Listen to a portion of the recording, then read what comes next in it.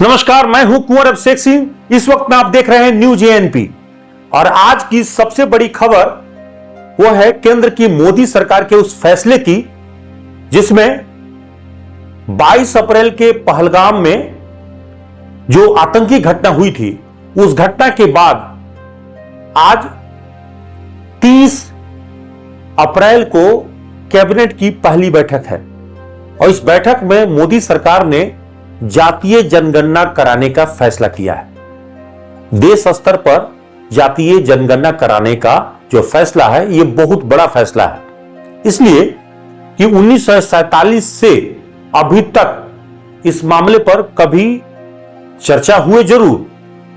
सरकार, पिछली सरकार में, मतलब दिवंगत डॉक्टर मनमोहन सिंह की सरकार में भी 2010 में भी इस पर चर्चा हुई थी और उनसे आग्रह किया गया था, तो उन्होंने भी कहा था कि जातीय जनगणना कराई जानी चाहिए, लेकिन उस वक्त में यह फैसला नहीं हुए थे।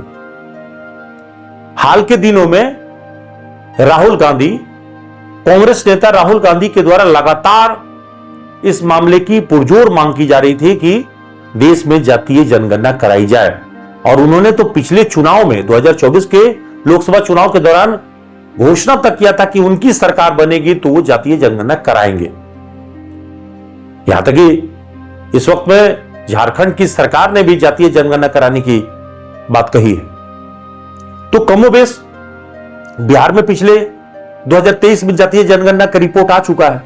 यानी अगर बिहार की सरकार की बात करें तो बिहार की सरकार में बिहार के मुख्यमंत्री नीतीश कुमार ने ऑलरेडी जातीय जनगणना करा दिया है। तो जातीय जनगणना कराने के लिए आखिर मोदी सरकार ने फैसला क्यों किया, इसको भी बिहार के चुनाव से जोड़कर देखा जा रहा है। इसी साल 2025 में ही सितंबर अक्टूबर में बिहार विधानसभा का चुनाव होना है और बिहार विधानसभा चुनाव को लेकर जातीय जनगणना के इस फैसले को बड़ा माना जा रहा है। लेकिन ऑलरेडी बिहार में जातीय जनगणना हो चुका है, तो इससे बिहार में क्या फर्क पड़ेगा। लेकिन देश में चुनाव तो बीत चुका है 2024 में ही, फिर जातीय जनगणना कराने का अभी फैसला मोदी सरकार ने क्यों लिया, यह चर्चा का विषय है। इसके जवाब यह है कि इस वक्त में टेंशन बॉर्डर पर बरकरार है और मोदी सरकार को इस वक्त में पाकिस्तान को जवाब देना है, क्योंकि जो आतंकी घटना इस वक्त में जम्मू कश्मीर के पहलगाम में हुई, जिसमें 26 पर्यटकों को चुन चुन कर मारे गए, उसके बाद से देश भर में जो आक्रोश है, गुस्सा है और पाकिस्तान के खिलाफ कार्रवाई को लेकर दबाव है, उसको लेकर पीएम मोदी ने पिछली बार मधुबनी के सभा में ही आतंकियों को सबक सिखाने और मिट्टी में मिलाने की घोषणा की थी।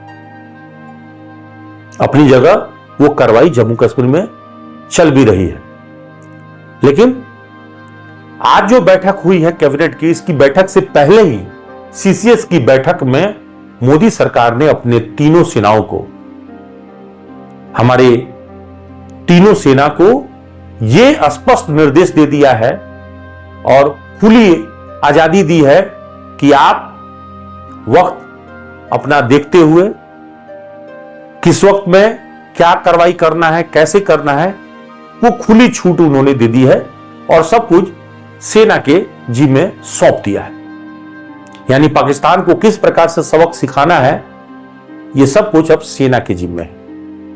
लेकिन सरकार अपना जो कार्रवाई कर रही है वो ये है कि देश के स्तर पर सरकार जातीय जनगणना कराकर एक रिपोर्ट हासिल करना चाहती है।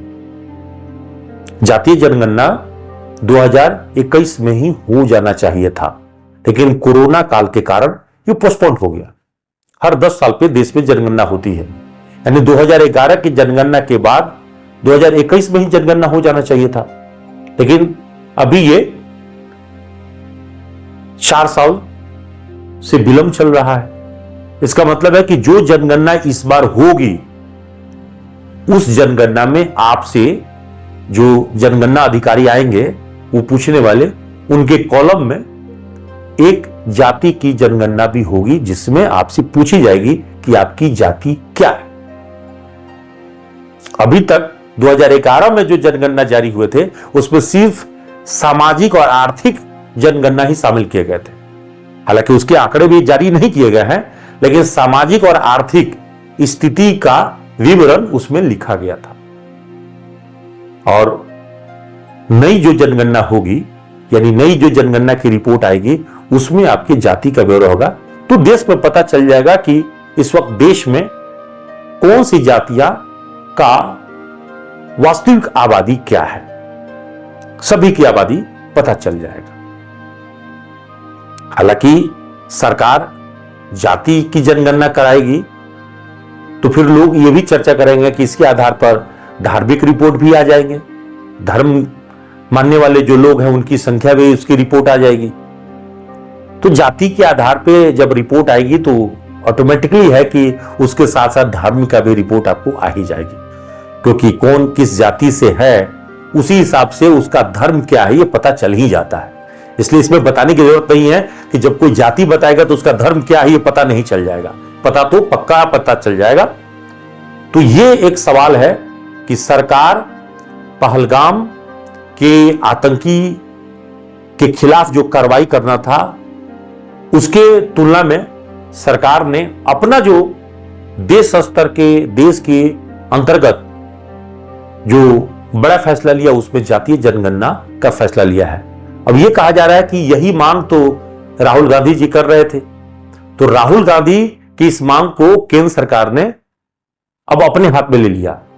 और केंद्रीय मंत्री अश्विनी वैष्णव ने जो कहा है वो ये बयान बड़ा महत्वपूर्ण है कि 1947 में भी जातीय जनगणना की मांग की गई थी, लेकिन उस वक्त के तत्कालीन कांग्रेस सरकार ने जातीय जनगणना कराने से इनकार कर दिया था। तब सच्चाई सामने आ जाती। और 1947 से लेकर अभी तक, मतलब देश के आजादी के इन 74 सालों में अभी तक जनगणना नहीं कराई गई थी।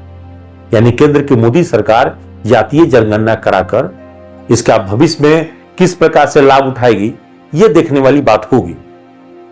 लेकिन चर्चा इस बात को है कि कांग्रेस की जहां जहां सरकारें हैं, महागठबंधन की जहां जहां सरकारें हैं, वो अपने अपने राज्यों में तो जातीय जनगणना करा ही रही।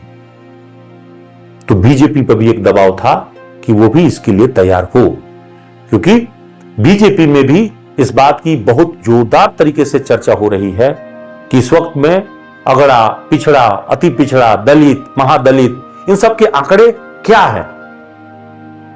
तो जातीय आधार पर ये सभी आंकड़े जब सामने आएंगे तो उसके आधार पर सरकार अगली प्लानिंग अपनी कर पाएगी। एक और मुद्दे पर जो चर्चा होनी चाहिए थी उस पर सरकार चर्चा नहीं कर रही है, जबकि इस पे चर्चा सरकार को सबसे पहले करनी चाहिए। वो है देश में जनसंख्या बिल सरकार कब लाएगी। तो हो सकता है जातीय जनगणना के बाद सरकार इस पर भी विचार करे, क्योंकि इस वक्त में देश में जनसंख्या बिल लाना सबसे ज्यादा जरूरी है। जो देश इस वक्त में जिस मोर्चे पर लड़ रहा है दुश्मनों से, मतलब हम पहलगाम के आतंकियों को आज नहीं तो कल सबक सिखाएंगे ही, सजा देंगे ही, और पाकिस्तान को अपने करतूतों का जवाब मिलेगा भी। लेकिन असली समस्या हमारे देश के अंदर में जो डेमोग्राफी बदली जा रही है, बांग्लादेशी और पाकिस्तानी अवैध रूप से आकर भारत में बस रहे हैं, यह बड़ा चिंताजनक विषय है।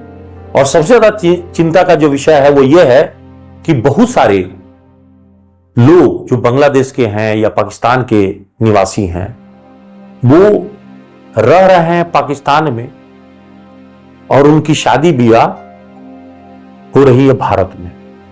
खासतौर पे उन महिलाओं पर जिनकी संख्या लाखों में है, तकरीबन ये आंकड़े 5 लाख के आसपास बताए जा रहे हैं। उसमें से कई ऐसे महिलाएं हैं जो शादी करने के बाद वो भारत में ही रह रही हैं, भारत के अस्पतालों में ही बच्चे जन्म दे रही हैं, यहीं पर बच्चों का लालन पालन हो रहा है और नागरिकता वो पाकिस्तान की नहीं छोड़ी है। ऐसा क्यों हो रहा है? यही काम बांग्लादेशी भी कर रहे हैं। तो क्या कोई साजिश है? कुछ लोग कह रहे हैं कि एक प्लानिंग के तहत आईएसआई करा सकती है, क्योंकि गजवाए हिंद कराने की मंशा से आईएसआई ऐसा करा सकता है कि भारत में डेमोग्राफी चेंज कराई जाए। तो एक खतरा इसको लेकर है। और अभी गुजरात से शुरू हुआ कार्रवाई, कई जगहों पे सर्च चल भी रहे हैं कि कौन बांग्लादेशी कौन पाकिस्तानी इस वक्त में अवैध रूप से रह रहा है। इसलिए पिछले बार ही सरकार ने जो 48 घंटे का अवधि दिया था वो उसकी अवधि समाप्त हो चुकी है। जिन लोगों की वैध जो वीजा अवधि है वो खत्म करने के बाद अगर वो रुके हुए हैं तो उनको डिपोर्ट किया जा रहा है, वापस भेजा जा रहा है। और जो अवैध रूप से रह रहे हैं उनको यहां से वापस लौटाया जा रहा है। इसको लेकर खूब हाय तौबा मचा हुआ है।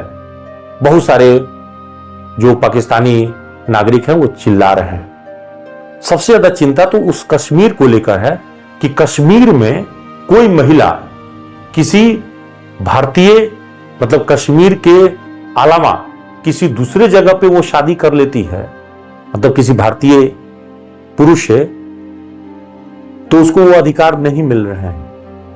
लेकिन वो किसी पाकिस्तानी पुरुष से विवाह कर लेती है तो उसको सारा अधिकार मिल जा रहा है। तो ये सब क्यों हो रहा था? और इसीलिए धारा 370 समाप्त करने के बाद ये सारे जो गलत अधिकार मिले हुए थे वो सब समाप्त हुए। इसका मतलब है कि इस आधार पर भी बहुत सारी भारतीय महिला पाकिस्तानियों से शादी कर ली हैं, या फिर भारतीय महिलाएं पाकिस्तानी युवकों से शादी करके भारत में ही रह रही हैं, या पाकिस्तानी युवक भारत में आके शादी कर ले रहे हैं कश्मीर क्षेत्र में। तो यही तो खतरा है और इसी खतरा को रोकने के लिए भारत सरकार को एक कठोर कदम उठाने की जरूरत है। और अब सरकार को बिना देरी किए एक राष्ट्रीय जनसंख्या बिल लाना चाहिए जिसमें तय किया जाना चाहिए कि एक व्यक्ति का परिवार का आकार क्या हो, क्योंकि देश में जनसंख्या विस्फोट ही सबसे बड़ी समस्या बन रही है। हमारे सारे संसाधन कोई और हमारा समाप्त कर दे, उसके लिए जरूरी है कि हम एक विकास के लिए प्रगति के लिए अगर हम आगे कदम बढ़ा रहे हैं तो हमारा जनसंख्या भी नियंत्रित हो।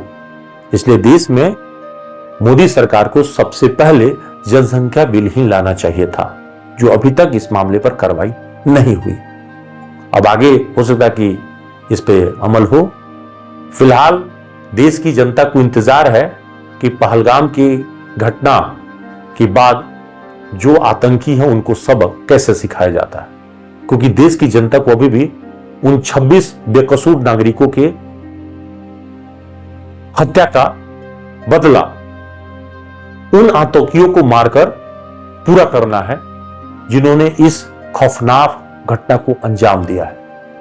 इसलिए एक बार फिर से कह रहा हूं कि भारत की सरकार जब दुश्मनों से लड़ रही है तो हम सभी को एकजुट होकर भारत की सरकार को साथ देना चाहिए। अगर आप ऐसा नहीं करते हैं तो इसका मतलब है कि आप दुश्मनों के साथ। आज के लिए इतना ही, कल किसी और मुद्दे पर हम फिर चर्चा करेंगे।